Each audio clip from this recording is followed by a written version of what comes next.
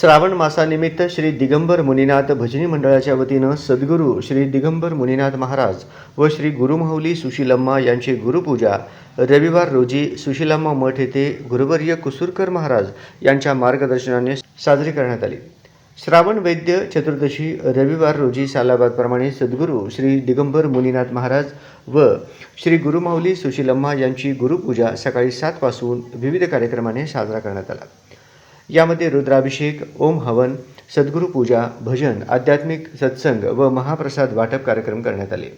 यावेळी श्री दिगंबर मुनीनाथ भजनी मंडळ, भावनाऋषी भजनी मंडळ, सिद्धारूढ भजनी मंडळ, भक्त कबीर भजनी मंडळ या भजनी मंडळांनी भावगीत, गुरुगीतांचा कार्यक्रम सादर केला।